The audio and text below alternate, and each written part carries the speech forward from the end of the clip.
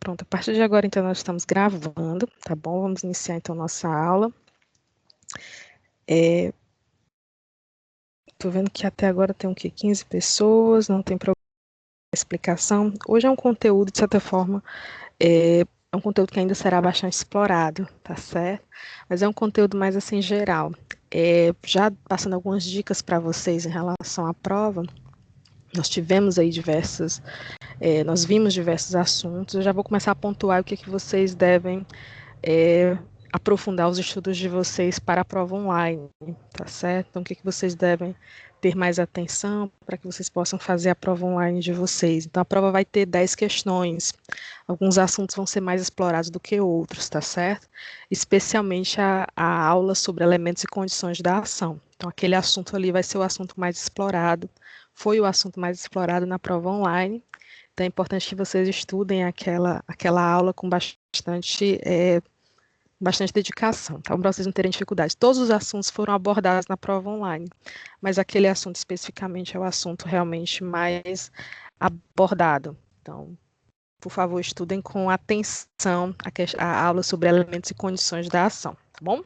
Vou pontuar ainda outras coisas, mas no fim, após a explicação. Essa nossa aula de hoje, nós vamos falar um pouco a respeito dos sujeitos e partes do processo.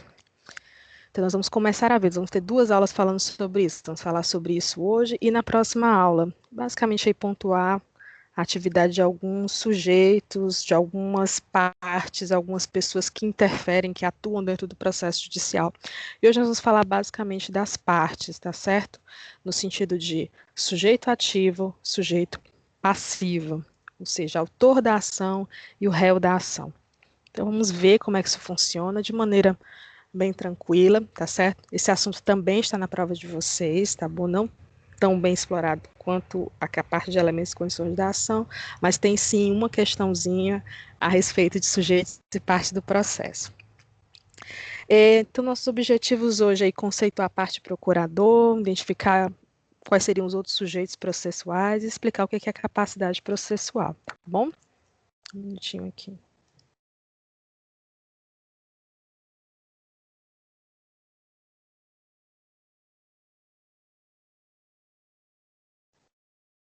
Prontinho. Explicar o que é a capacidade processual. Então, de forma bem breve, de forma bem calma, esse é o nosso conteúdo.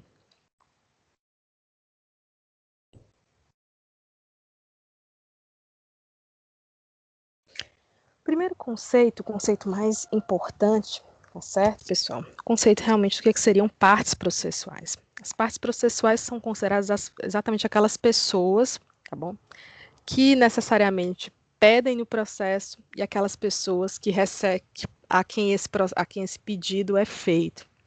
Então, basicamente, ali você teria uma pessoa que pede, que nós chamaríamos aí de polo ativo, é a pessoa que pratica uma ação, que é a ação de pedir alguma coisa ao Estado, e o polo que a gente chama de polo passivo, ou aquela pessoa a quem que pode conceder esse pedido, mas que não quer conceder, e por isso que a ação judicial é iniciada.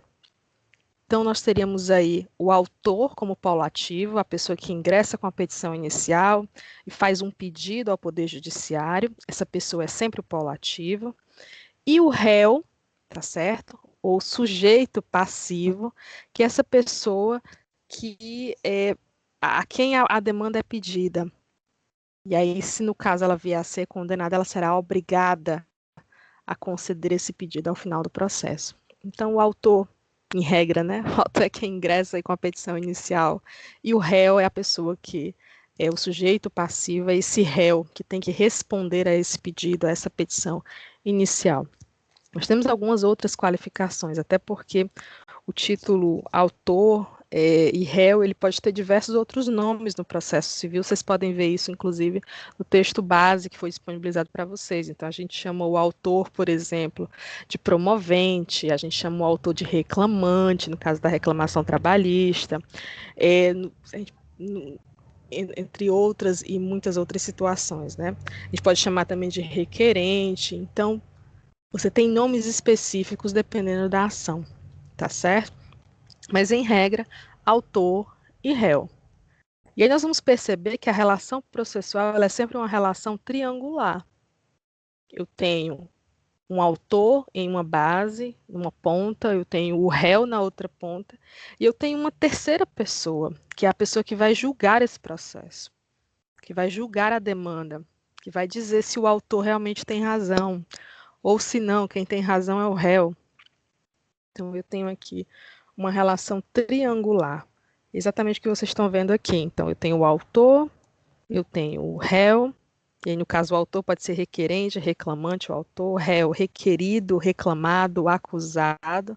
E aqui em cima eu tenho o Estado juiz, que é quem vai decidir essa demanda. Então, toda relação processual, pessoal, estabelece no mínimo dessa maneira. Eu posso ter outras pessoas aqui, como, por exemplo, vocês vão estudar isso, especialmente em direito processual civil, uma questão da intervenção de terceiros.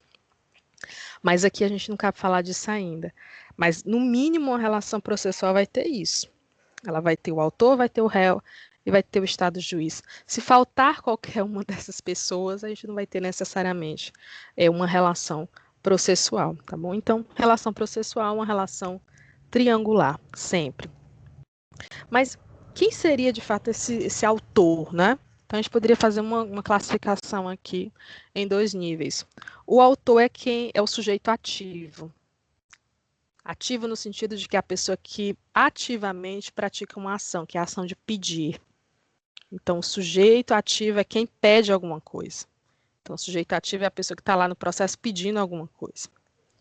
É a pessoa que é o titular do direito subjetivo. Ou seja, é a pessoa que tem o direito realmente, o direito, a possibilidade de ingressar com essa ação. Então, por exemplo, em uma ação, vamos lá, vamos pensar dessa maneira. Digamos que eu tenho aí um processo, aliás, uma questão contratual. Eu paguei por um carro e não recebi esse carro. Vamos lá, mais simples. Então, eu tenho direito ao carro, mas não recebi o carro. Eu tenho um direito subjetivo, porque eu fui lesado, ou seja, eu sofri um dano, eu paguei por um produto que eu não recebi, sofri um dano, eu tenho o direito subjetivo de pleitear uma ação judicial, de procurar os meus direitos. Não é a minha mãe, não é o meu pai, não são os meus irmãos, não é outra pessoa. Quem tem o direito de ingressar com a ação sou eu, porque eu fui a pessoa que sofri o dano. Eu paguei por um produto que eu não recebi. Então, é um direito subjetivo daquela pessoa. Essa pessoa é o sujeito ativo da ação. Essa pessoa é o autor da ação. E é muito importante vocês guardarem essa questão, porque é a primeira avaliação que a gente faz no processo. Se a pessoa que ingressou com a ação é realmente a pessoa que detém o direito. É realmente essa pessoa que pode ingressar com essa ação? Não é outra pessoa, não, é ela mesma. O direito é dela e é por isso que ela está pleiteando. Então, é o titular do direito subjetivo. Esse é o autor. Esse é o sujeito ativo. É a pessoa quem pode usufruir do que a lei lhe assegura. Então, no caso, o que, que a lei assegura? A lei assegura que os contratos eles devem ser cumpridos. A lei determina isso. Ótimo, eu fiz um contrato com você, eu comprei um carro aí, né, paguei lá, dei uma entrada, eu tenho o direito de receber o carro. Mas a outra parte não me entregou, ou seja, a outra parte feriu a lei, porque a lei determina que os contratos sejam cumpridos. Então, nesse caso, se a lei determina isso, eu tenho o direito de ingressar com a ação, é meu direito subjetivo, porque eu que fui a pessoa que sofreu o dano. Então, eu sou o sujeito ativo e eu tenho o direito de usufruir daquilo que a lei diz. A lei diz que os contratos devem ser cumpridos. Então, eu tenho o direito de usufruir disso. Eu paguei por um produto, eu tenho o direito de recebê-lo.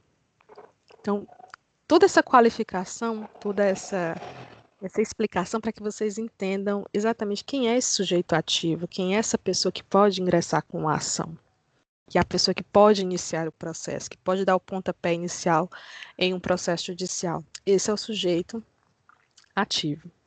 E o sujeito passivo? O sujeito passivo, nesse caso, poderia chamar de réu, tá certo? De forma geral, réu.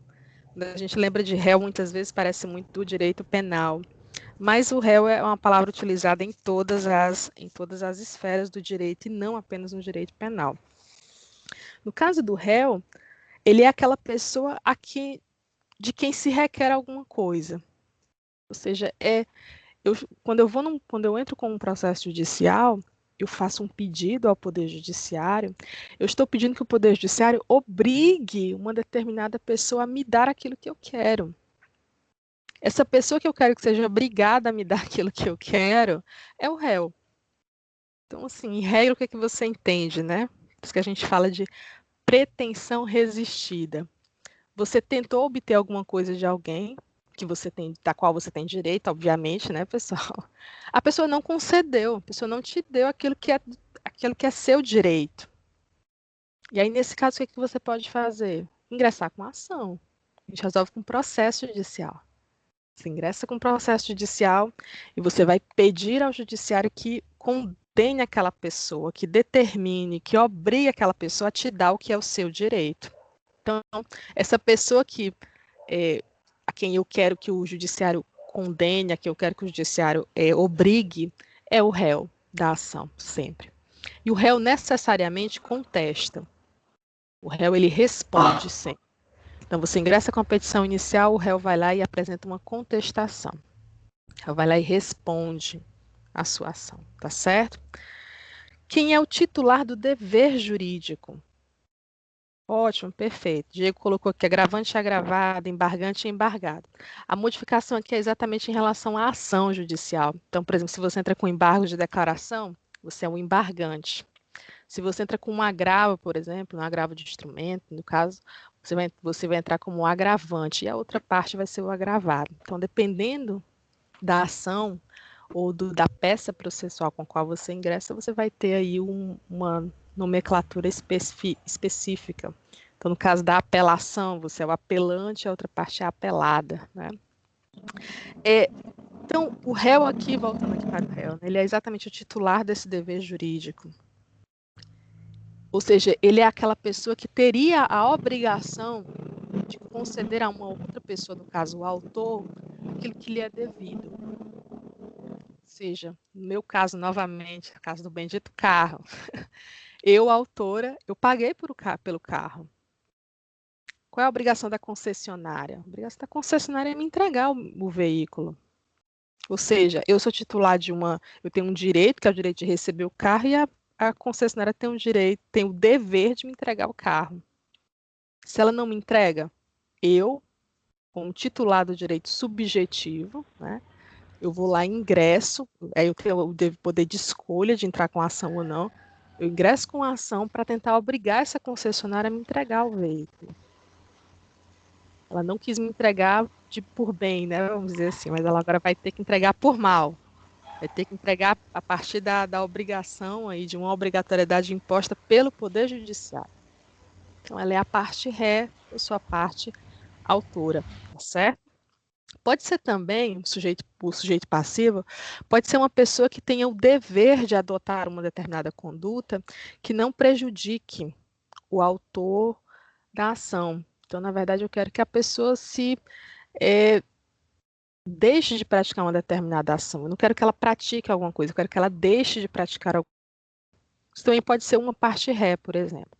Então, imagine uma situação, a gente vê muito isso em direito de vizinhança, por exemplo. Especialmente porque no Brasil a gente tem essa cultura de as casas serem muito juntas umas com as outras, né? Então você tem casas assim muito juntas, né? Ou então você tem assim propriedades muito próximas umas das outras, né? Naquela coisa expansiva. Aí você tem um vizinho, por exemplo, que tem um galo, e o galo fica cantando na hora que você está dando aula. O que você pode fazer? Você pode ingressar com ação judicial para obrigar o seu vizinho a calar a boca do galo, ou então a colocar o galo na panela, né? De forma a não prejudicar o seu direito ao silêncio, ao espaço tranquilo, é possível. Direito de vizinhança, isso é muito comum. Você pode ingressar com ação, especialmente se a outra parte causa dano a você. Então, a gente já viu situações como essa, não apenas em relação até mesmo a animais, assim, um vizinho que tem animais muito barulhentos, pode não apenas ser um galo, mas um cachorro, por exemplo, que late a noite inteira. É possível ingressar realmente com uma ação para obrigar esse vizinho a cuidar do seu animal, para fazer com que ele deixe de fazer barulho. Parece que foi isso que a senhora fez, o O que galo ele não vai cantar fazer? Ele vai mais. se livrar do cachorro? Não, ele pode ter outras medidas, né? Colocar o animal ali em um outro ambiente, ou alguma coisa desse tipo. Outra situação também em relação ao direito de vizinhança, às vezes o seu vizinho está ali construindo um muro, e esse muro de alguma maneira pode vir sei lá, danificar a sua casa, ou então você percebe que o seu vizinho está colocando uma janela num espaço da casa dele que dá exatamente para a sua casa, e isso vai ferir a sua privacidade. Você pode ingressar com ação contra o seu vizinho para impedir que ele construa essa janela, para impedir que ele coloque essa janela. Professora, mas você observa, às vezes, as casas das pessoas são tão próximas, é quase impossível uma pessoa não construir, não colocar uma janela em uma zona que, sei lá, dê para um quintal de um vizinho ou para uma varanda, vai ver alguma coisa com toda certeza. Sim, mas dependendo realmente da colocação, é possível, sim, você ingressar com uma ação para fazer com que o seu vizinho deixe de fazer alguma coisa. Então, às vezes, você entra com ação judicial não apenas para obrigar a parte ré a fazer alguma coisa. Você pode ingressar com ação judicial para fazer com que a parte ré deixe de fazer alguma coisa. Então, isso também é possível, ela continua sendo parte ré. Ela tem que. A ação dela, na verdade, é uma ação de deixar de fazer alguma coisa, tá certo? Uma coisa que ela já vem praticando.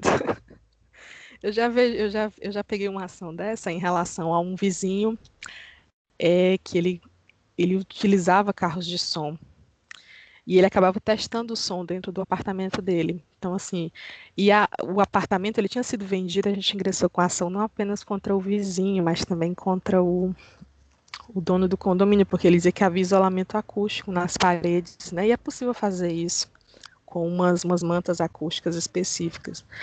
Mas isso não, de fato, não vendeu-se uma coisa que na verdade não era exatamente verdade. Então o vizinho fazia muito barulho e isso incomodava realmente as pessoas ali ao redor, especialmente o vizinho de baixo, né? E aí você ingressa com ação realmente para obrigar essa pessoa a parar de fazer isso, né? É bem complexo, especialmente porque no Brasil se tem muita cultura de condomínio, de apartamento, as casas são geminadas, né? Então isso dificulta bastante. Então, pronto, pessoal. O sujeito ativo é a pessoa que tem o direito e ingressa com a ação. O sujeito passivo é a pessoa que tem o dever de conceder alguma coisa ou de não fazer alguma coisa. Tem o dever de parar de fazer alguma coisa que prejudica o autor, ou o dever de fazer alguma coisa de forma a conceder ao autor aquilo que é o direito dele. Tá certo? Então, eu tenho aqui sujeito ativo, sempre o autor da ação. Sujeito passivo, tá certo? É a pessoa contra quem eu imponho a ação. Fazendo essa diferenciação, vamos dar continuidade aqui. E aí nós temos uma outra colocação muito importante, que é em relação, uma vez que eu tenho as partes, eu também tenho os seus procuradores. Uma coisa muito, muito séria no Brasil é a questão de que você pode ser o sujeito ativo, você pode ser o titular do direito, mas, em regra, você não pode ingressar com a ação sozinho. Em regra, você vai precisar de um advogado, tá certo? É por isso que nós estamos estudando aqui, porque todos vocês serão indispensáveis à administração da justiça. Então, não tem como você ingressar com a ação judicial, pessoal, se você não tiver um advogado. Nós temos alguns casos que são exceções, como, por exemplo, casos de juizados especiais. Na justiça trabalhista é possível também, até para você não bloquear ali o direito trabalhista das pessoas, mas, em regra, o advogado ele é indispensável à administração da justiça. Eu acho até um pouco interessante quando as pessoas dizem assim, são tantas faculdades de direito, o mercado vai ficar saturado. Se você pensar bem, o Brasil hoje tem mais de 200 milhões de habitantes. Nós não temos nem metade disso em advogados. Então, assim, se você pensar bem, existe uma quantidade muito grande de pessoas com direitos violados. Todo mundo tem alguma história de conflito de direito violado. E, necessariamente, os advogados que nós temos, em regra, não supririam isso. Não é? É claro que existe uma distribuição do número de pessoas em determinadas cidades, as capitais têm mais gente, geralmente é onde você tem mais advogados, no interior tem bastante gente. E onde ocorrem diversas causas, mas muitos advogados não atendem causas no interior. Então, aliás, é uma grande chance realmente, viu? Porque realmente, quando assim, aparece um advogado no interior, ele consegue fazer dinheiro muito facilmente. Porque muitas vezes as cidades do interior não são bem atendidas, né, por esses profissionais, pelo advogado. E o advogado é necessário, você não ingressa com uma causa sem o advogado. Então, o advogado, ele atua realmente, eu acho que realmente uma das poucas profissões que é mencionada pela Constituição diretamente. E a Constituição fala disso no artigo 133, quando ela diz o seguinte: o advogado é indispensável à administração da justiça, não há possibilidade de o Poder Judiciário atuar sem a presença do advogado, sendo inviolável por seus atos e manifestações no exercício da profissão, nos limites da lei. O advogado não apenas é indispensável, ele precisa estar presente no processo, como da mesma maneira, esse advogado também é inviolável pelos seus atos e manifestações no exercício da profissão. É assim, para que uma pessoa figure como parte em uma relação processual, ela deve estar acompanhada de um procurador, isto é, de um advogado legalmente habilitado para o exercício da função. Lá no ABA vocês vão ver um outro arquivo de PowerPoint, onde vocês vão ver lá só as questões relativas aos deveres das partes dos procuradores, um PowerPoint específico só sobre isso.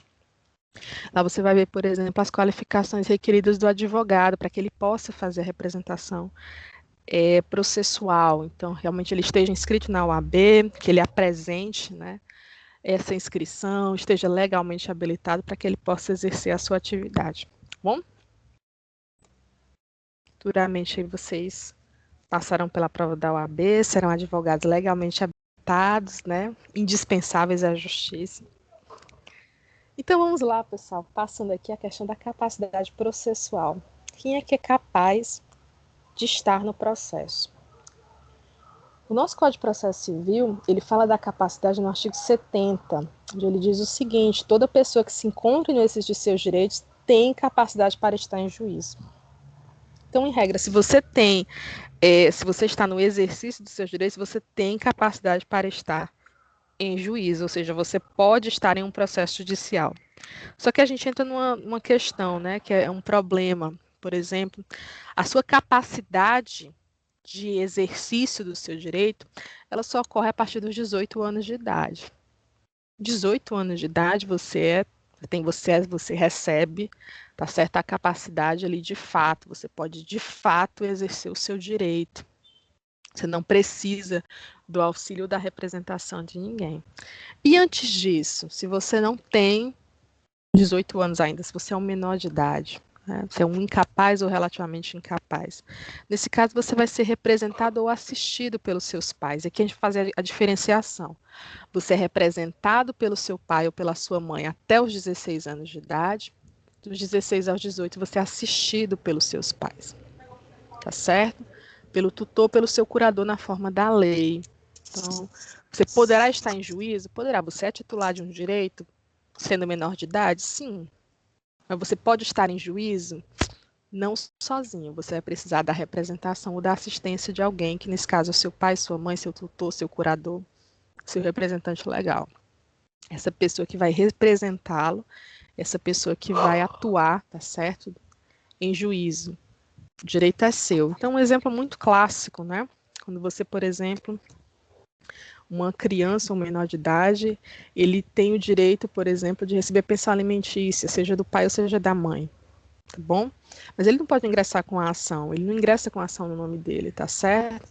A ação sempre vai começar no seguinte, será Maria Clara não sei o quê, neste ato representada por sua genitora ou pelo seu genitor, no seu caso, seu pai ou a sua mãe, tá certo? Ingressa com a ação aí contra...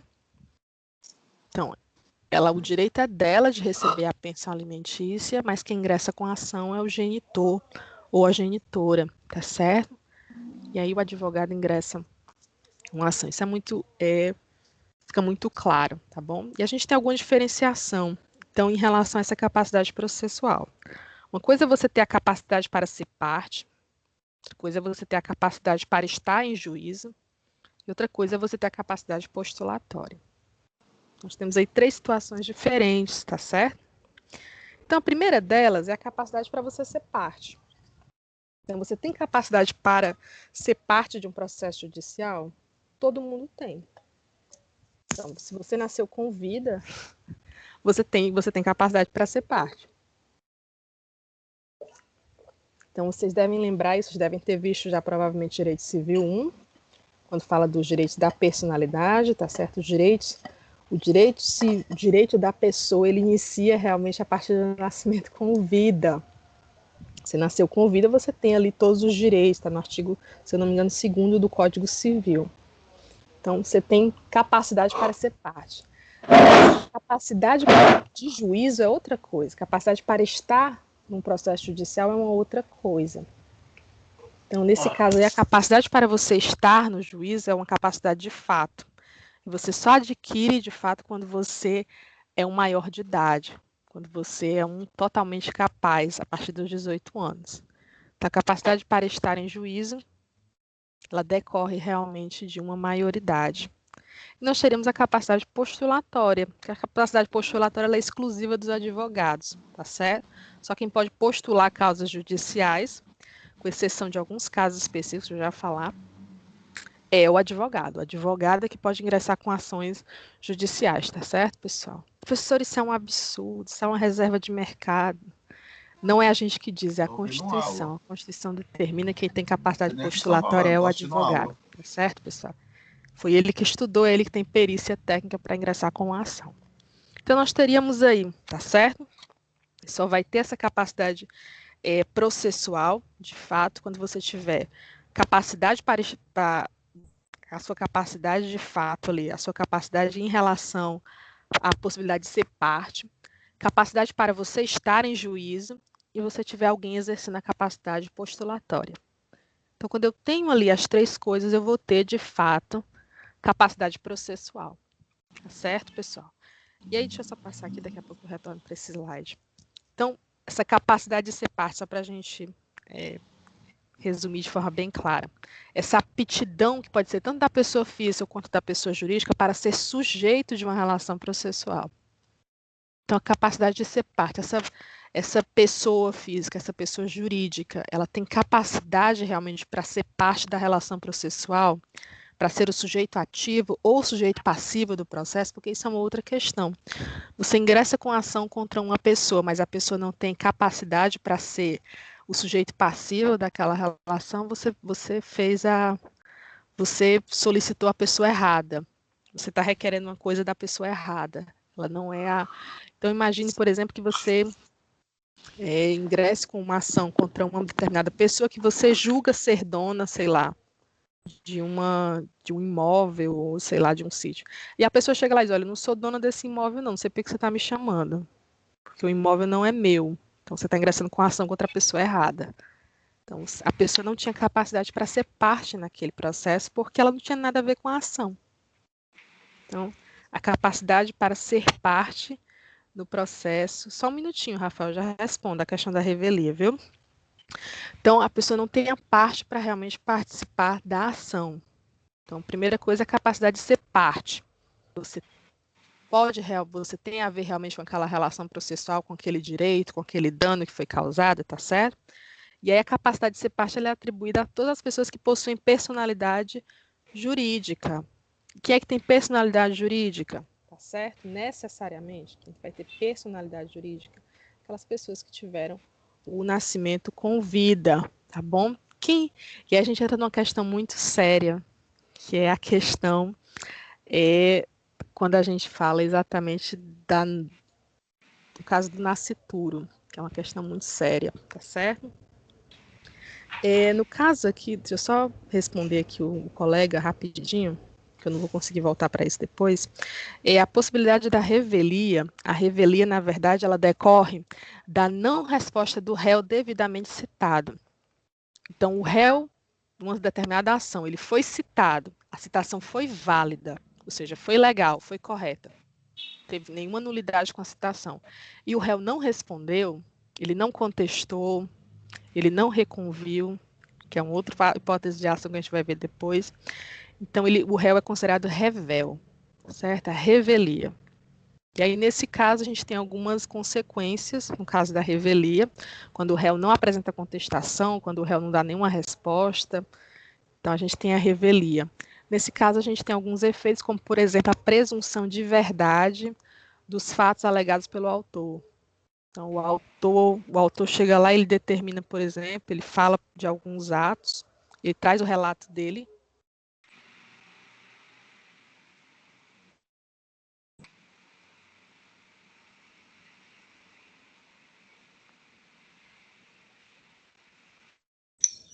Ficou mudo, professora.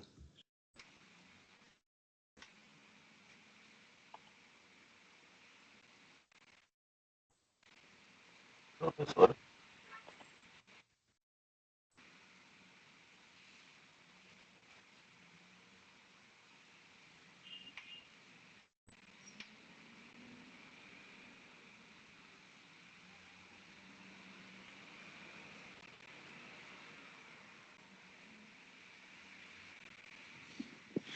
Professora?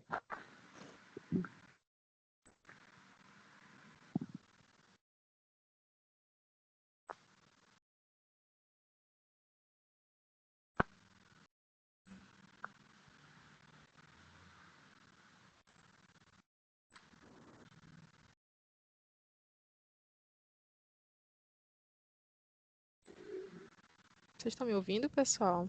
Acho que parou aqui, peraí. Agora estamos. Deixa eu ver se eu consigo retornar. Acho que deu certo.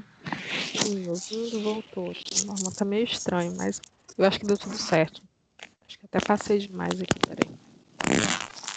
Pronto, então eu tinha explicado aí, eu estava explicando a respeito da revelia, acho que foi o Rafael que perguntou, não foi? No caso, a revelia é só em relação à resposta do réu. O autor pode ser revel? Não. O autor não pode ser revel. O sujeito ativo nunca é revel. Quem pode ser revel é o sujeito passivo, é o réu. Quando você ingressa com ação contra uma pessoa e a pessoa não apresenta contestação. Então, a ausência de resposta do réu devidamente citada é revelia. Bom, e a gente vai ter algumas consequências para o réu revel, o que não significa que ele perdeu a ação já, tá certo, pessoal? Significa que ele perdeu a oportunidade de apresentar tudo que era necessário para a sua defesa. Então, fica bastante prejudicado. Quem é advogado e pega um processo onde o réu já foi revel, onde já passou a possibilidade de contestação, fica muito difícil, mas não é impossível, tá bom? Segunda capacidade, tem a capacidade de estar em juízo. Então, você tem capacidade para ser parte? Tenho. Mas você tem capacidade para estar em juízo? Você tem capacidade de estar em um processo judicial sem precisar de um representante ou de um assistente? Então, isso é capacidade de estar em juízo. É o que a gente chama de legitimatio ad processo. Seria legitimação para o processo. Uma coisa é você ter legitimação para ser parte, que é a legitimação para a causa, tá certo? Legitimate ad causa. A capacidade para você estar num processo é outra coisa. Então, um menor de idade tem capacidade para ser parte? Tem.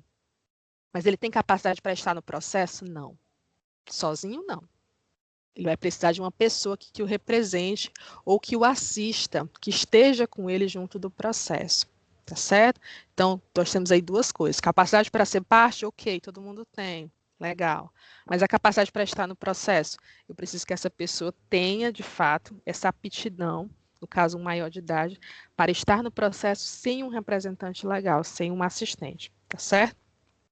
Uma outra situação também importante é a questão das ações sobre direitos reais imobiliários pelos cônjuges. O próprio Código de Processo Civil, a partir do artigo 73, se você for casado, então você pode dar uma olhadinha, que o cônjuge, para estar em alguns processos, ele precisa da autorização do outro cônjuge.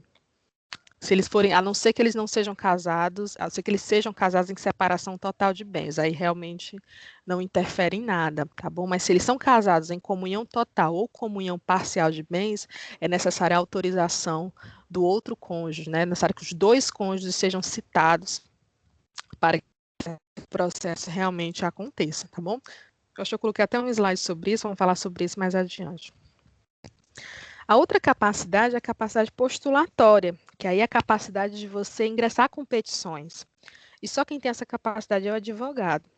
Um advogado regularmente inscrito na OAB, ele tem capacidade postulatória, tá bom? No caso, a nossa capacidade acho que é muito bem representada pela carteirinha da OAB, que a gente carrega, leva para as audiências, essa carteirinha e o próprio chip é o que permite que a gente faça a assinatura digital e envie as nossas ações através do ESAGE, ou seja, ela garante a nossa atividade postulatória, tá certo?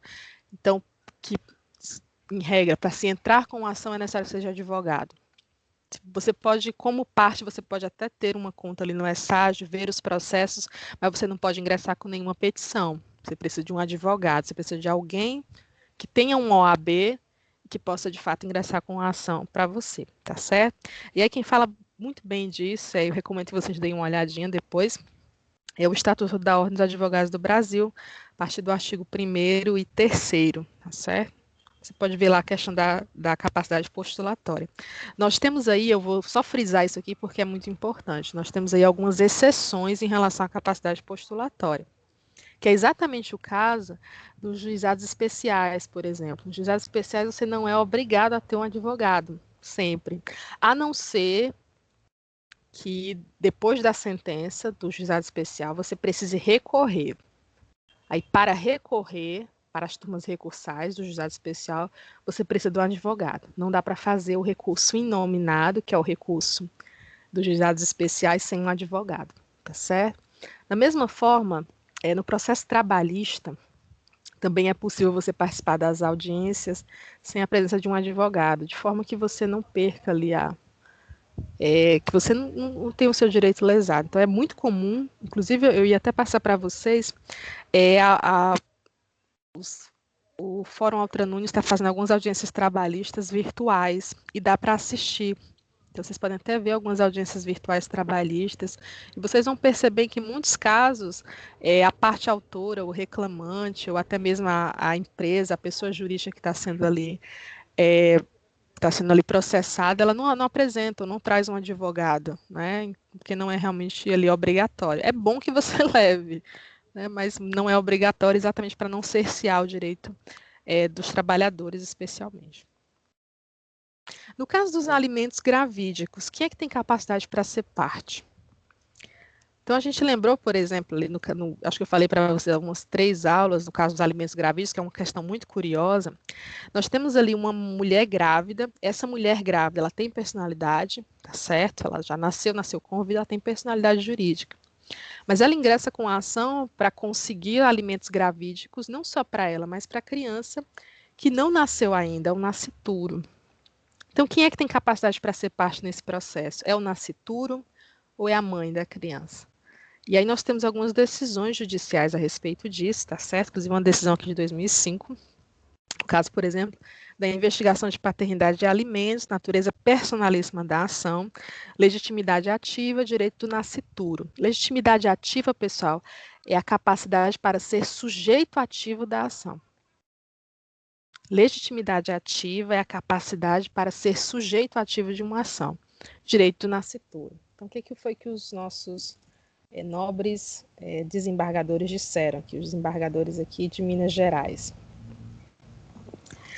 São legitimados ativamente para a ação de investigação de paternidade de alimentos o investigante, o Ministério Público e também o nascituro, representado pela mãe gestante.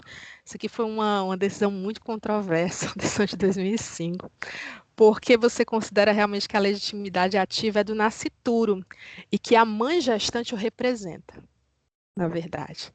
Ela que vai representar essa criança. Então, é muito curioso porque o Código Civil, e aqui o Código Civil de 2002 já estava vigorando, ele determina que a personalidade ela nasce com o nascimento com vida, né? E aqui você estende essa personalidade ao nascituro que está dentro da barriga da mãe.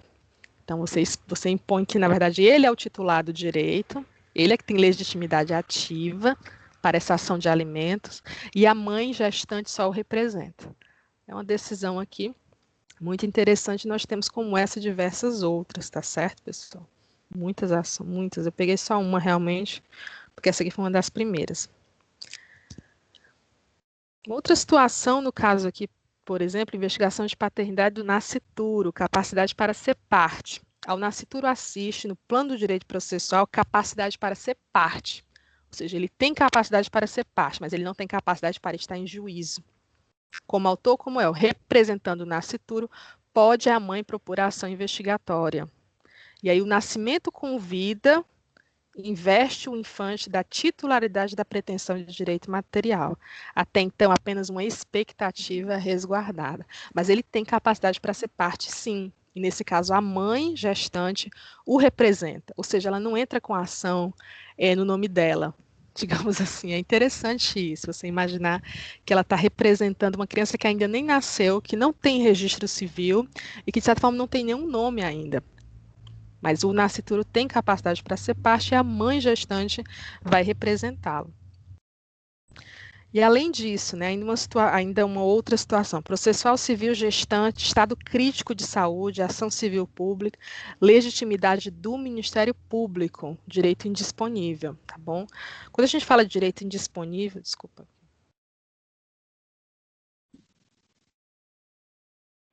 Quando a gente fala então do direito indisponível, como a gente fala, quando a gente pensa, por exemplo, em direito à vida, são direitos indisponíveis do ser humano. A saúde também é um direito indisponível do ser humano. A demanda, no caso aqui, a demanda envolvia um interesse individual, que era exatamente de proteger a vida e a saúde do nascituro. E aqui o Ministério Público ingressou com a ação para proteger a vida de uma gestante, de uma única gestante. Tá certo? E aí, nesse caso, se reconheceu que o Ministério Público podia ingressar. Podia sim, ele tinha legitimidade ativa para, naquela ação, pleitear um direito individual. Ou seja, a gestante estava lá no hospital, ela não tinha condição estava grávida, estava no hospital, ela não tinha condição de ingressar com a ação sozinha. Então, o Ministério Público poderia ingressar com a ação por ela. Tem legitimidade ativa para fazer isso? Aí vocês lembram daquela questão que eu falei anteriormente. O autor é o titular do direito subjetivo. Ou seja, o autor é a pessoa que teve o seu direito lesado e é ela que tem o direito de ingressar com a ação. Certo, isso está correto? Está corretíssimo. Mas o Ministério Público poderia ingressar com a ação para proteger, por exemplo, o direito de uma mulher grávida que estivesse em uma UTI neonatal e que estivesse sob o risco, por exemplo, de vir a morrer ou a perder seu filho. Se ninguém fizesse nada, era o grande questionamento. E aí o que se entendeu? Como o direito à vida é um direito indisponível, o Ministério Público tem o direito, sim, de ingressar com a ação, por exemplo, para obrigar que um hospital abra um leito de UTI para essa pessoa. E aqui você teria duas vidas a proteger, que no caso seria a vida da mulher, da gestante, hipossuficiente, e ao mesmo tempo a vida e a saúde do nascituro. Então, reconheceu-se, no caso foi até o Zavascki, né, Teório Albino Zavascki, que foi inclusive ministro do STF, ele faleceu acho que em 2014, eu não me recordo agora, e ele reconheceu que sim, o Ministério Público tem legitimidade ativa para ingressar com essa ação, para proteger direitos individuais. No caso, a gente está falando aqui de do direito à vida, não apenas da gestante, mas da criança também. Mesmo o Ministério Público não sendo o titular do direito subjetivo. Ou seja, mesmo o Ministério Público não tem nada a ver com a história. Ele, como fiscal da lei, em regra, ele não deveria pleitear um direito individual, né, de uma pessoa única, mas o direito à saúde, o direito à vida é um direito indisponível da sociedade. Então, ele teria essa legitimidade ativa para ingressar com essa ação. E aí nós temos um conceito, já que a gente está falando de Ministério Público, é importante a gente diferenciar, então, o conceito de representação e o conceito de substituição processual. A representação processual, tá certo, pessoal? Ela acontece quando uma pessoa, ela está atuando em nome alheio, tá certo? Na defesa de direito alheio. Ou seja, essa pessoa, na verdade, ela não é a parte do processo. A parte do processo é uma outra pessoa. Exemplo de representação processual. Vocês podem até anotar aí do lado, tá certo? A representação, o exemplo mais comum é o exemplo do menor de idade. O menor de idade, ele tem um determinado direito. O pai ou a mãe representam esse menor de idade. Mas eles não estão ali pleiteando um direito deles, tá certo? Eles estão ali representando o direito de um menor de idade. Então, eles não são a parte do processo. A parte do processo é um menor de idade. Mas esse menor de idade precisa ser representado, é uma imposição legal, esse menor de idade precisa ser representado pelo seu pai ou pela sua mãe. Vou dar um exemplo aqui, acho que foi um exemplo que saiu muito na mídia, por exemplo, foi um caso aí, acho que da Antônia Fontinelli, com as filhas do não sei se é o ex-marido dela, acho que era o ex-marido dela, um famoso, eu nunca me recordo o nome desse homem, acho que era Paulo alguma coisa. E ele, quando ele faleceu, ela estava em uma união estável com ele, tá certo? Mas ele tinha um testamento. Em regra, ele deixava os seus bens, ele acho, para suas filhas. Ele tem, não me lembro quantas filhas ele tinha, tá certo? Uma das filhas é de uma outra famosa atriz, né? Acho que é a Flávia Alessandra, o nome dela. E quando se ingressa quando se faz a repartição de bens, obviamente acontece ali uma querela sucessória, né? Antônia Fontinelli ingressou com uma ação, tentando garantir a sua parte nos bens desse diretor, e as filhas dele também. Só que a ação, na verdade, a ação judicial, era no nome das filhas, mas as filhas eram menores de idade. Quem é que representa as filhas, especialmente uma das filhas, né? São os pais. Então, na ação aparecia lá o nome da filha, se não me engano, acho que era Júlia, né? Representada por sua mãe, Flávia Alessandra. Então, apareceu muito nas mídias para muitas pessoas como se a ação tivesse sido, a parte da ação fosse, na verdade, a mãe da menina, e na verdade não tem nada a ver, não é nada disso. A pessoa que representa, tá certo? O representante, ele não é parte da ação. A parte da ação continua sendo o menor de idade. O menor de idade ali é que é parte da ação, é quem detém o direito, é quem tem o direito a alguma coisa. O representante, ele está unicamente ali para representar, mas ele não é parte da ação. Ele não se beneficia diretamente do resultado, tá certo? Em qualquer resultado que ele seja, tá bom? Então, a representação, o melhor exemplo seria exatamente a questão do menor de idade. O menor de idade, ele é sempre representado, e ele tem o seu representante, que no caso, seu genitor, seu pai ou sua mãe, seu responsável legal.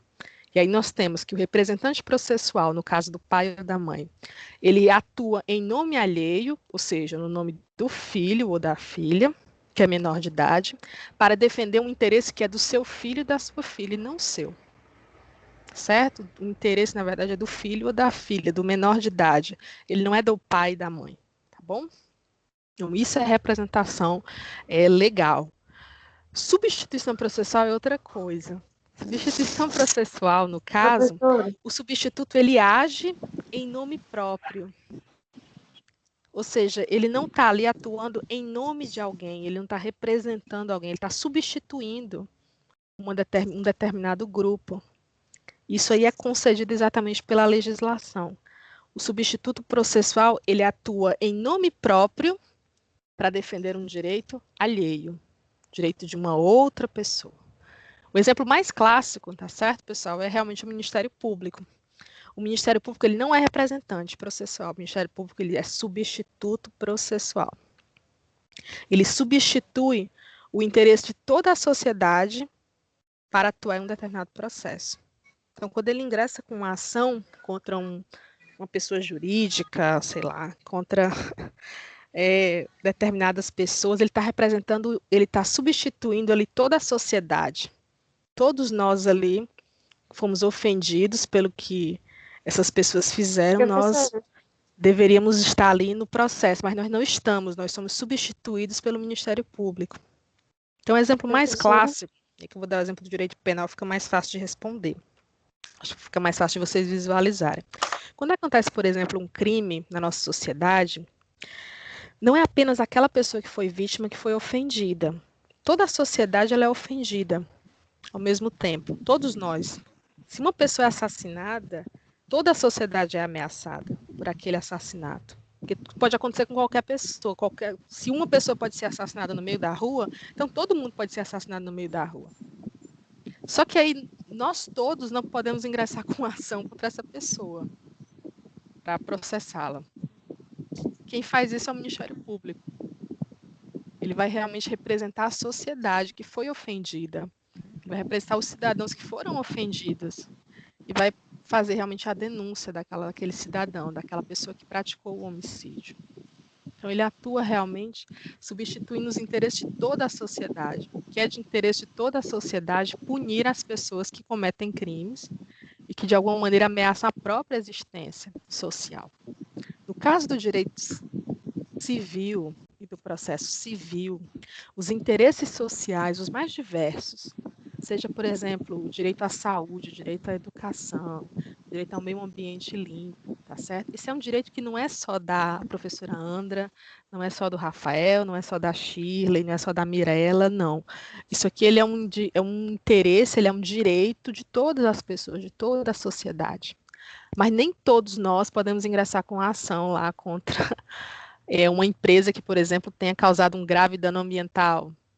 Não, quem pode ingressar com essa ação, no caso, é o Ministério Público, tá certo? Ele vai substituir a sociedade, todos nós, todos os 200 milhões de brasileiros, ele vai atuar naquele processo como substituto processual, mas ele vai atuar em nome próprio. Ele não vai dizer, eu estou aqui no nome de 240 milhões de brasileiros. Não, eu estou aqui como Ministério Público, tá certo? Representando ou... Não estou ouvindo direito, pessoal. Acho que o meu computador está com algum problema. Professora! Pode falar. Tá ouvindo? Tô ouvindo. E a senhora falou sobre, no caso de uma menoridade, não pode ter, não tem a capacidade de estar em juízo, né? Mas se por acaso os pais, que são os representantes, ou o tutor, ferir os direitos, se for que ferir os direitos do menor de idade, e aí quem é que vai responder por Peraí, essa, eu não quem vai entendi. representar essa pessoa? Você pode só repetir, eu não entendi, peraí. A senhora explicou que um menor de idade não tem a capacidade de estar em juízo, né? Não, E, exato. e quem representa eles são os pais ou o tutor daquela criança, daquele Exato. adolescente. E se por acaso for os pais que ferem os direitos dessa criança, quem que vai responder por ela? Ótima pergunta, tá certo? Ótima pergunta.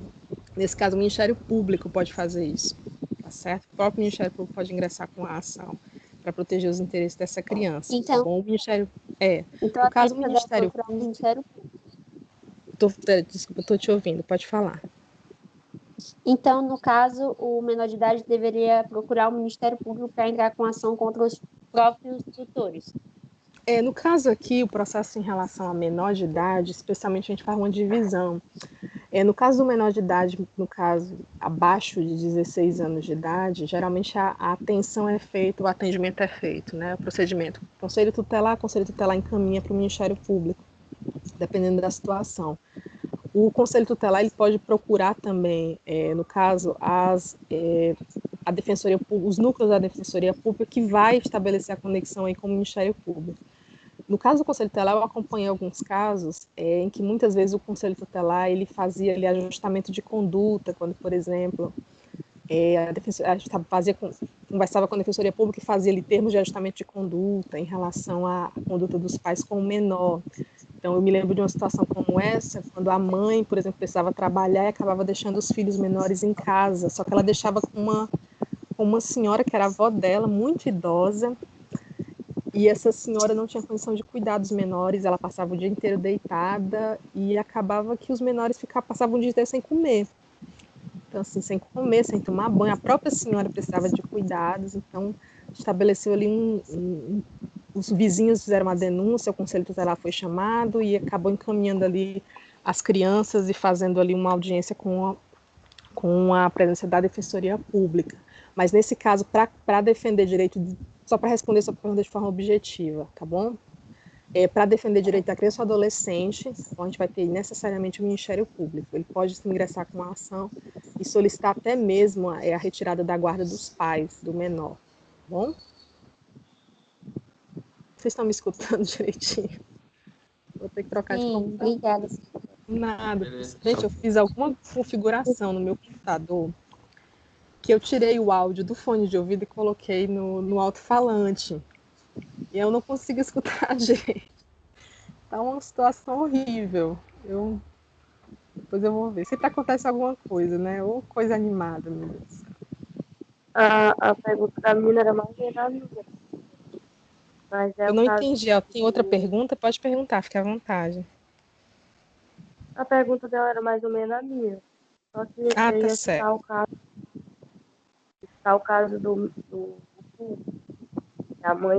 a mãe deles, ele deixou toda a herança do filho e a mulher queria tirada dos A mãe meninos. dele deixou toda a herança. Pai, o Gugu, o liberado, caso dele. Ele deixou toda a herança dos filhos, deixou uma parte muito pequena para a mulher, algo assim. Aí ela tentou entrar na justiça, nem sei como é que deu o caso. Então, ela tentou entrar na justiça para pegar uma parte maior. Aí os filhos não queriam. Só que eles eram menor na época. Aí a gente tinha mais de Entendi. 16. Aí no caso dele, quem é que representaria ele? Ele tem mais de 16. Ele estava perto de 18. Peraí, deixa eu só ver se eu entendi. Deixa eu ver se eu entendi exatamente. Porque eu acho que cortou aqui também, eu não consegui ouvir tudo. Você falou que eles são menores de idade, foi isso? Isso. Eram 3 filhos. Certo. E 3 era menor. Aí 3 ele menores de deixou a idade, herança. certo? Ele deixou a maior parte da herança dos filhos, deixou muito pouco para a esposa. E ela foi contestar na justiça, só Ela que tem os filhos direito, não queriam, né? Aí os entraram menores de idade. para ela. Uhum. O menino, especificamente, porque ele tinha mais de 16, estava perto de 18. Aí como é que Não eles é? queriam Aí assim? nesse caso, quando se ingressa com a própria ação, tá certo? O próprio Ministério Público vai ser chamado para atuar realmente em defesa dos menores. Você tem no caso aí, uma exceção realmente em relação à própria representação. Uma ótima pergunta, especialmente numa situação como essa, né? A gente fala de sucessão. No caso da sucessão, pessoal, só para explicar uma coisa importante para vocês, que é as primeiras coisas que a gente tem que aprender quando a gente entra com a ação de sucessão. A gente tem duas partes na ação de sucessão. Geralmente é uma pessoa que está ali contestando a divisão, né, dos bens e tudo mais, mas toda a ação de sucessão ela é movida para um único objetivo, que é tentar fazer a divisão dos bens, tá certo? De forma que se atenda ao que seria, o que se entende que seria o interesse da pessoa que faleceu, do de cujus. Seja, então, na verdade, não é que toda a ação sucessória, na verdade, ela é construída visando isso. Então, você quer realmente que não é que você vai tentar fazer ali uma sessão espírita para descobrir qual é a vontade do de cujos, mas é que você realmente atenda ao que seria de forma razoável a vontade dessa pessoa, quando ela fala. Se ela faleceu e deixou muitos bens, obviamente não seria do interesse dela ali que tivesse a mãe brigando contra os filhos menores, né? Os próprios filhos maiores de idade, os filhos ali sendo representados pela mãe, tá certo? Mas a ação em si, ela vai, se os menores, por exemplo, aí nesse caso é muito complicado, eu vou até fazer aqui a explicação, a divisão aqui para vocês, porque o juiz ele vai considerar a vontade desses menores a partir dos 12 anos de idade. Então, se você tem um menor de 7 anos de idade, 8 anos de idade, diz que não quer, que quer a casa só para ele, isso aí realmente, a não ser que haja devida prova, e aí uma outra pessoa pode interferir na ação, atuando como assistente, por exemplo, no caso, sei lá, um tio da criança, um irmão do falecido, uma irmã do falecido, algum parente desse falecido. Mas até os 12 anos de idade, em regra, ele até os 16 anos de idade é totalmente incapaz. A representação que é totalmente da mãe. Mas entre 16 e 18, obviamente, a vontade dessas pessoas vai ser considerada assim. Tá certo? Esse menor de idade vai ser considerado assim. E aí, no caso, a pessoa natural para atuar nesse processo de sucessão, para fazer a defesa, a atuação, não é exatamente uma defesa, mas para realmente fazer a atuação em prol dos direitos desses menores, porque o direito do menor ele é um direito que deve ser defendido pelo Ministério Público, por isso que em toda ação judicial que envolve menores de idade, o Ministério Público ele é requisitado, ele tem que dar o parecer dele sempre. Nesse caso vai ser o Ministério Público, tá certo? Então ele que vai ter que atuar nesse processo. Eu estou escutando mais alguma coisa, vou continuar então. Pronto, perfeito. Pronto, então no caso, pessoal, só para a gente entender aqui, o Ministério Público, então, ele atua como um substituto processual, tá certo? Então, ele atua em nome próprio, ele atua no nome dele, tá certo? Mas aí representando o direito que é um direito de uma outra pessoa, bom? No caso, e aí uma coisa muito interessante, porque ele vai atuar como um substituto, mas ele também vai atuar em alguns processos ali, como uma parte necessária, como uma parte indispensável. Então, como eu falei para vocês agora, um dos processos é em causas realmente de criança e adolescente. Então, se você tem ali o pai e a mãe, sei lá, uma mãe ingressando com ação de alimentos contra o pai, da criança, a ação inicia, você tem ali uma petição inicial, você vai ter ali uma contestação, e aí o juiz imediatamente vai abrir vistas para o Ministério Público. O Ministério Público vai analisar ali aquela petição inicial, aquela contestação, e vai dar o seu parecer. O parecer do Ministério Público pode ser no sentido de que a pensão alimentícia seja concedida imediatamente, de que, no caso, algum tipo de auxiliar, como, por exemplo, um assistente social ou um psicólogo seja chamado para atuar na ação, o Ministério Público pode fazer esse pedido ao juiz. Então, pela análise aqui dos autos, da petição inicial, do que quer que seja, a gente requer ou pede aqui que o juiz determine a participação de um assistente social ou de um psicólogo para avaliar a situação da criança, para avaliar o ambiente em que a criança vive. Você sempre vai ver isso, especialmente em ação de guarda compartilhada. Quando a guarda é compartilhada, mas por algum motivo a convivência da criança com a família do pai ou com a família da mãe está causando danos para ela. Então, geralmente, abre-se aí o Ministério Público geralmente requer a presença de um outro profissional, no caso, um psicólogo ou até mesmo um assistente social, para fazer a avaliação do ambiente, dos ambientes em que a criança vive, tá bom? Especialmente, pessoal, depois que a guarda compartilhada passou a ser obrigatória, né? Passou a ser a regra e não a exceção, como era até 2014. Outra possibilidade aqui, eu acho que eu estou ouvindo vocês direitinho, acho que eu mexi direitinho no computador, estou ouvindo vocês direitinho. A outra questão é a questão da participação processual e do casamento, tá certo? O cônjuge, artigo 73, então, o cônjuge, ele necessariamente vai precisar do consentimento do outro nessa determinada situação, para propor uma ação que verse sobre direito real imobiliário. O que é direito real imobiliário? Né? Se ele for ingressar com uma ação que envolva, de alguma maneira, um imóvel. Um imóvel de propriedade aí do casal, a ver realmente com o casal. Quando você se casa, aqui no Brasil, a gente entende que, a não ser que você expressamente determine, todos os casamentos no Brasil acontecem com comunhão parcial de bens. Então, até o momento em que você casou, o que você tinha é seu. Depois que você casa, na comunhão parcial de bens, tudo que você compra, tudo que você adquire é dos dois, tá certo? Se você casa com comunhão total, aí não tem divisão nenhuma. Tudo que você trouxe para o casamento e o que você conseguiu depois é dos dois. E na separação total é cada um para o lado, tá bom? Não é difícil de entender, todo mundo sabe disso, né? Tranquilo. No caso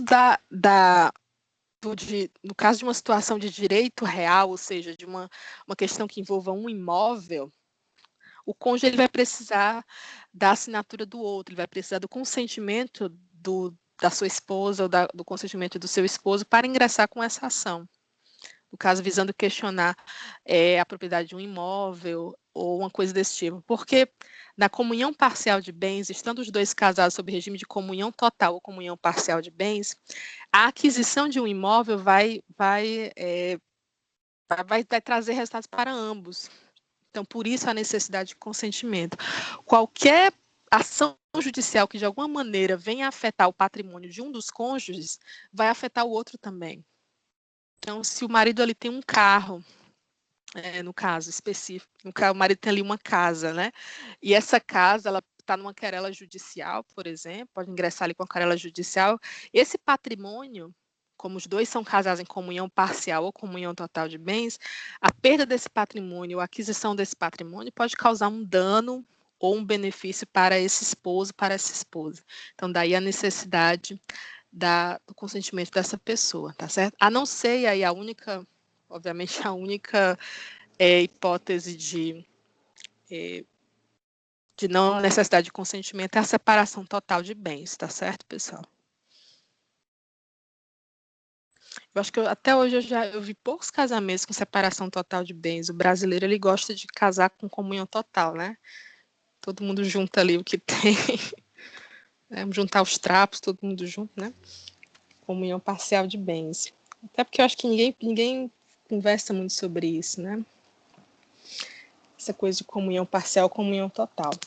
E aí, nesse caso, ambos os cônjuges serão necessariamente citados para a ação. E aí, o próprio Código de Processo Civil, ele vai trazer algumas determinações, como, por exemplo, que verse sobre direito imobiliário, salvo quando casado sob regime de separação absoluta de bens, resultante de um fato que diga respeito a ambos os cônjuges ou de ato praticado por eles. Então, todos os dois cônjuges vão ser citados. Então, você, por exemplo, o seu cônjuge conseguiu ali o seu assentimento, ótimo.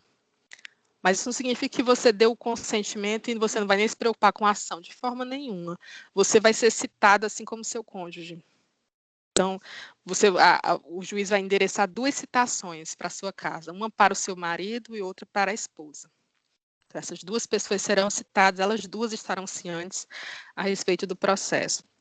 Fundado em uma dívida contraída por um dos cônjuges em relação a um bem de família, por exemplo, no caso, uma casa, né? Que tenha por objeto o reconhecimento, a constituição ou a extinção de um ônus sobre um imóvel de um ou de ambos os cônjuges. Mesma situação, os dois cônjuges, tanto o marido quanto a esposa, serão citados, para não ter perigo realmente de um esconder do outro um determinado processo judicial. Esse consentimento, pessoal, quando ele não for concedido pelo cônjuge, ele pode ser suprido pelo juiz, tá certo? Mas aí, no caso, quando o cônjuge não quer conceder, porque talvez, sei lá, está extremamente magoado com o marido, ou extremamente magoado com a esposa, e aí ele quer realmente que o outro se dê mal no processo, né? Uma coisa desse tipo. Esse tipo de argumento, ele pode ser suprido pelo juiz, porque o patrimônio interessa aos dois.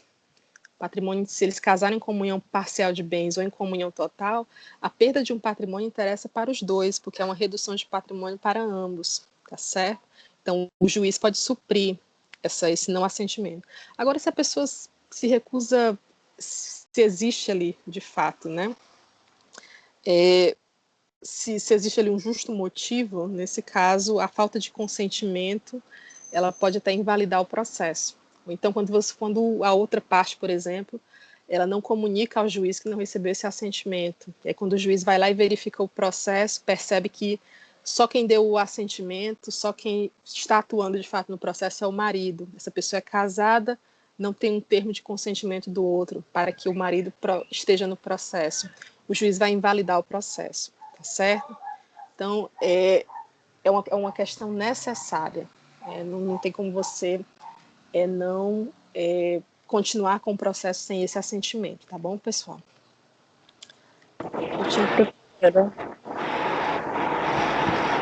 Professora? Pronto, tô ouvindo. Agora pode explicar o parágrafo 2º do Acho que eu tô 73? aqui. Deixa eu pegar aqui. Eu acho que eu tô ouvindo. Se eu entendi, Viviane, peraí, foi o parágrafo 2º do 73, foi isso? Deixa eu abrir aqui o parágrafo 2º do 73. Nossa, eu tô escutando algum barulho. Pronto, tá aqui. Deixa eu abrir aqui o parágrafo 2º do 73. Deixa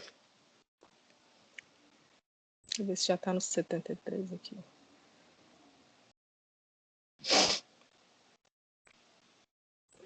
Pronto, perfeito. Parágrafo 2º diz o seguinte: nas ações possessórias, a participação do cônjuge do autor, do réu, somente é indispensável nas hipóteses de composse ou de ato por ambos praticados. Ações possessórias, pessoal, são aquelas ações que falam necessariamente de defesa da posse ou quando você precisa entrar na posse de um determinado bem, tá certo? Então, por exemplo, quando você está quando a gente fala, quando você, por exemplo, está no aluguel de um determinado espaço. Você tem ali, você está ali naquele espaço, está como você está possuindo aquele espaço, você não é dono. Eu vou te dar um exemplo bem prático que eu me lembrei agora. O casal, por exemplo, ele era casado, tá certo? Eles tinham uma casa em uma determinada cidade, acho que era Calcaia, mas o marido trabalhava em outro local, ele trabalhava em outra cidade, e lá ele tinha alugado uma espécie de kitnet, uma casa, não sei bem o que é. E nesse espaço, se eu me lembro bem, né, nesse espaço, ele acabou tendo alguns tipos de problema e tudo mais. E ele veio a sofrer uma ação e havia ali a possibilidade de que ele fosse retirado da posse do espaço. Só para explicar para vocês não ficarem voando em relação à situação. A gente tem uma lei de inquilinato no Brasil que precisa ser respeitada. Então, você não pode, por exemplo, se uma pessoa está alugando um determinado espaço, você não pode ser posto para fora do nada. Tá certo, pessoal? Isso não existe. Você tem que dar um prazo para a pessoa, você tem que dar uma notificação de que você está pedindo um local por pelo menos o prazo de 30 dias. Tá certo? Mínimo ali 30 dias, para que essa pessoa possa se organizar e sair do aluguel, sair daquela casa que ele alugou. Só que, se essa pessoa não tiver para onde ir imediatamente, tá certo? Essa pessoa pode comunicar isso ao juiz. Eu já vi ações nesse sentido. E ela pode, alegando aí o direito de moradia, tá certo? Dizer que ela não tem condição de sair em 30 dias, ela precisa de um prazo maior. E o juiz pode conceder liminarmente esse direito ao inquilino, de que ele fica um pouco mais de tempo no espaço. Tá bom? No caso da situação, lá foi uma coisa dessa, foi uma situação parecida, tipo assim, na cidade, era uma cidade muito pequena, não tinha outro espaço para ele alugar em tão pouco tempo, então ele ia ficar sem local para morar, realmente, para dormir naquela cidade. Só que aí o que foi que aconteceu? O dono do kitnet ameaçou de entrar lá com algumas pessoas e tirar as coisas dele e jogar tudo no meio da rua. E aí essa pessoa ingressou com a ação, que existe uma ação específica para você impedir isso, que é chamada de ação de turbação. Tá certo, pessoal? Na ação de turbação da posse, você está querendo que o juiz, você está comunicando ao juiz que uma pessoa está ameaçando a sua posse de um determinado espaço. E aí o juiz pode determinar que essa pessoa, mesmo dono do espaço onde você está morando, pare de turbar a sua posse. Tá certo? Essa ação de turbação. Você já tinha ouvido falar sobre essa ação? Muito interessante, inclusive. É a ação de turbação, a gente também é a ação de esbulho. E ação de imissão na posse, tá certo? São todas ações possessórias. Nesse caso específico, o marido ele não estava possuindo aquele espaço com a esposa. A esposa continuava morando em outra cidade, ele estava possuindo sozinho. Então, a autorização dela não era necessária, tá certo? Porque nesse caso aqui é uma ação possessória, mas a posse do espaço ela não estava sendo exercida por ambos, cônjuges, marido e esposa, estava sendo exercida só pelo marido. Então, nesse caso, tanto na ação de turbação, quanto na medida liminar que ele pediu para permanecer no espaço durante mais tempo, ele não precisou do assentimento da esposa, tá certo? Esse aqui é um exemplo, que é exatamente o que ele fala aqui em relação de posse ou de atos por ambos praticados, tá bom? Então, contei uma história enorme para vocês para explicar uma coisa dessas. Mas, basicamente, nesse sentido. O assentimento nas ações possessórias, ou seja, nas ações para garantir a sua posse de um determinado bem ou de um determinado espaço, a não ser que a posse seja exercida por ambos os cônjuges, você não precisa do assentimento do seu esposo e da sua esposa. Imediatamente, tá certo? Você vai precisar em relação à propriedade. Para garantir a propriedade de um bem, sim. Tá bom? Eu recebi umas mensagens aqui, acho. Quem é que mora de aluguel? Eu tô vendo aqui, peraí. Depois eu tiro as dúvidas do pessoal aí, pessoal, não se preocupem não, viu? Nossa, a lei do inquilinato. Que é muito interessante, inclusive, né? Quem gosta de trabalhar com essa parte de inquilinato, com certeza vai achar bem interessante. Até porque Fortaleza está virando uma cidade de inquilinos, né? Assim, impressionante a quantidade de pessoas que moram de aluguel em Fortaleza. Muito grande mesmo. E não apenas em aluguel de apartamentos, de casas, mas especialmente no aluguel de kitnets. Fortaleza explodiu aí a quantidade de pessoas que moram, que alugam, que moram em kitnets, né? Espaços pequenos. Isso faz com que nós temos muitas ações que envolvem a lei do inquilinato. São muitas mesmo, né? Uma boa área para vocês de exploração para os advogados. É uma outra pergunta. Viviane, deu certo? Acho que eu respondi a sua pergunta. Qualquer coisa você pergunta aqui do lado, estou vendo aqui algumas mensagens. Se uma das partes vier a falecer, o processo é extinto? A gente tem, só para vocês guardarem aí, o artigo 313 fala disso. O processo não é extinto, ele é suspenso, certo? De acordo com o 313 do CPC, se ocorre a morte de uma das partes, o processo ele vai ser suspenso, até que se de alguma maneira ali se determine o que é que vai acontecer. Então, por exemplo, se era um processo que tratava sobre propriedade e essa pessoa morreu, quem é que vai entrar no processo nesse caso, tá certo? Você vai ter ali o espólio dessa pessoa e o espólio dessa pessoa vai continuar no processo, mas até que esse espólio ali seja habilitado, ou seja, que você tenha ali um representante desse espólio, o processo vai ficar suspenso, tá certo? E só após isso, só após essas verificações, essas determinações, você vai realmente checar se o processo vai continuar ou não.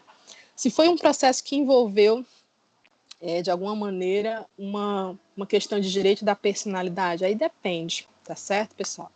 No caso de uma ofensa, por exemplo, à honra ou à dignidade, a titularidade aí nesse caso passa para os representantes dessa pessoa que podem continuar o processo ou não, porque aí nesse caso você vai ter especialmente uma questão que está dentro da esfera penal, então não é simplesmente uma coisa que ofenda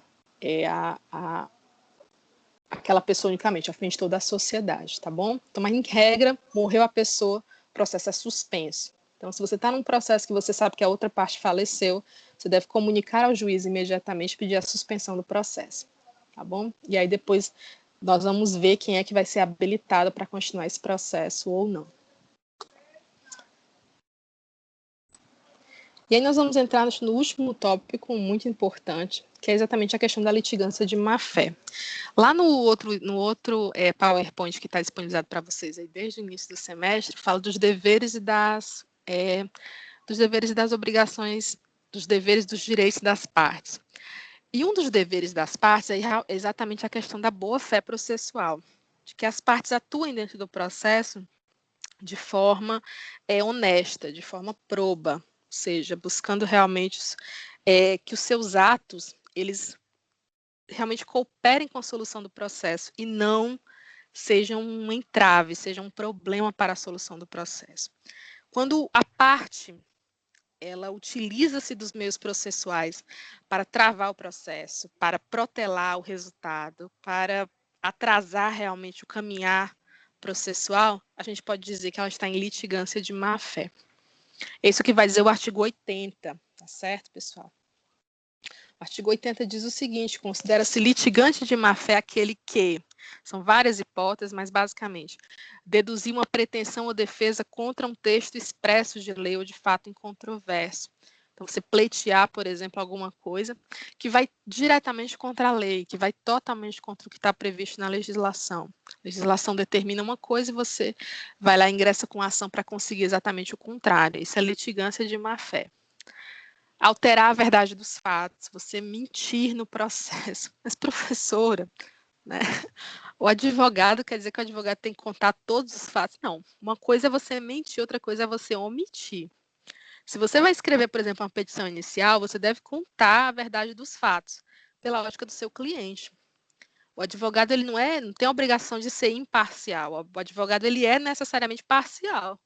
Você vai contar na petição inicial os fatos que interessam para o seu cliente.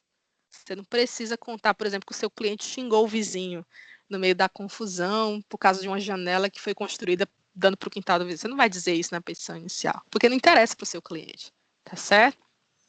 Mas alterar a verdade dos fatos, dizer que a obrigação, o que o contrato previa uma entrega de R$1.000, quando na verdade o contrato não previa entrega de dinheiro nenhum, isso é mentir, isso é alterar a verdade dos fatos, isso é litigância de má-fé. Usar do processo para conseguir um objetivo ilegal, se usar do processo de alguma maneira para conseguir, por exemplo, a gente vê muito isso nos crimes financeiros, né? De alguma maneira, você se utilizar de um processo judicial para de alguma maneira aí, garantir a consecução de uma atuação ilegal, a liberação de uma mercadoria que, em regra, é uma mercadoria de origem ilegal. Isso é litigância de má-fé. Opuser resistência injustificada ao andamento do processo, proceder de forma temerária em qualquer incidente ou ato do processo, proceder de uma maneira realmente sem desarrazoada, ou seja, a sua petição não tem sentido nenhum. Você entrou com a petição ali só por entrar, realmente, de qualquer jeito. Realmente uma atuação estabanada. Você achar que vai entrar com um incidente, aquilo ali vai atrasar o processo. Aí você entra com qualquer tipo de petição para que o juiz seja obrigado a analisar aquilo e o processo seja travado, mais uma vez. Provocar um incidente manifestamente infundado, interpuser um recurso com intuito manifestamente protelatório, certo? Se dirige tudo ao advogado, infelizmente. Né? Então, todas essas situações podem ser consideradas litigância de má-fé. No Brasil, a gente tem várias emendas a respeito da litigância de má-fé. Eu separei algumas para vocês aqui. No caso, por exemplo, de um agravo interno, embargo de declaração. Embargo de declaração é quando o juiz dá uma sentença e a sentença não ficou clara, ou ele deixou de tratar de algum pedido que o autor havia feito. Nesse caso, você pode ingressar com um embargo de declaração para pedir ao juiz que se explique. Tá certo? Às vezes o advogado faz isso para ganhar tempo, ou para protelar, né? Para aumentar ali o prazo. E aí isso pode muitas vezes configurar como uma litigância de má-fé. Litigância de má-fé que se evidencia por meio da apresentação de inúmeras petições, algumas sem qualquer conexão com o feito, destinadas apenas a tumultuar o curso do trânsito em julgado da questão principal, em que esta Corte Superior, em julgamento colegiado, aplicou a súmula 182 do STJ, ante a manifesta ausência de dialeticidade do agravo em recurso especial. A súmula 182 fala dos requisitos do agravo em recurso especial, então não trata necessariamente de litigância de má-fé.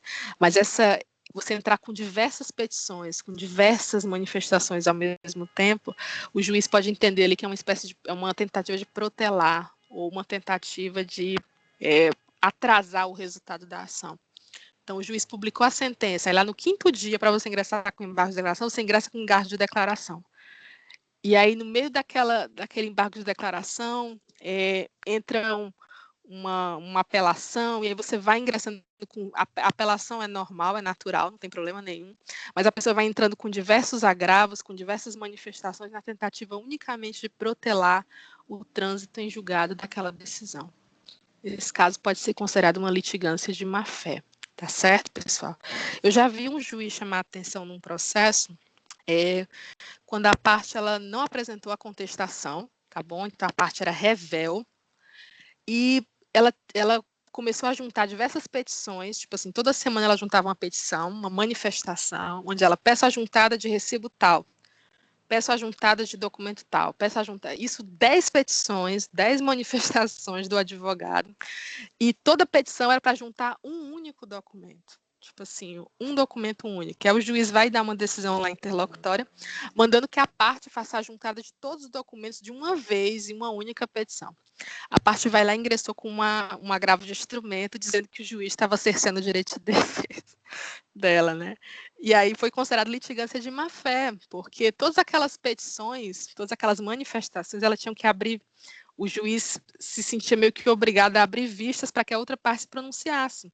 Aí você vai se pronunciar de 10 petições, você vai se pronunciar toda vez que a criatura postar um recibo, dizendo que você não vê problema, não tem sentido, o processo vai ficar enorme, você vai ter não apenas o advogado junta ali a manifestação, pedindo a juntada de um documento. O juiz vai analisar aquilo dali. A secretaria vai juntar. O juiz vai dar uma manifestação, uma decisão interlocutória, mandando a outra parte se pronunciar sobre o documento de folha tal. Nessa história já foi um mês, só sobre uma manifestação. E aí o processo vai sendo protelado, o processo vai sendo ali atrasado.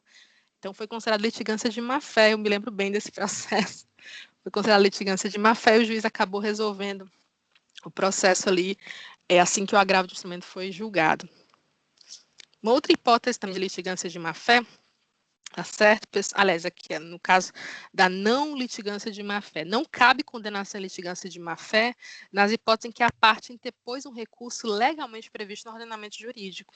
Então, você não pode condenar uma parte em litigância de má-fé se ela ingressou com embargo de declaração. Não é isso que causa a litigância de má-fé. Se ela tem o direito de ingressar com embargo de declaração, ela deve. O que abre a litigância de má-fé é quando ela faz isso de forma infundada. Quando ela não explica exatamente por que ela está fazendo aquilo. Então, vai muito do advogado, né? O advogado realmente explicar corretamente o porquê que ele está ingressando com aquele embargo de declaração. Por que ele está ingressando com esse recurso? Por que ele está ingressando com esse agravo de instrumento? Então, isso é daí que vai realmente a questão de você configurar ou não a litigância de má-fé, tá certo? Pronto. Basicamente, isso é tudo, pessoal. Se tiverem alguma dúvida, podem perguntar, fiquem à vontade. Acho que eu estou escutando vocês direitinho. Eu vou explicar para vocês só algumas instruções em relação à prova, mas quem quiser perguntar, fique à vontade. Vou passar para vocês algumas explicações em relação à prova, que vai acontecer no dia 23.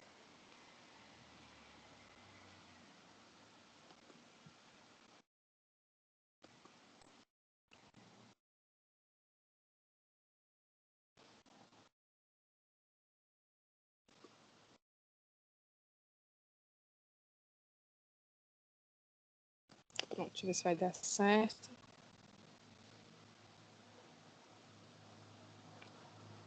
Viviane, você quer perguntar alguma coisa? Pode perguntar.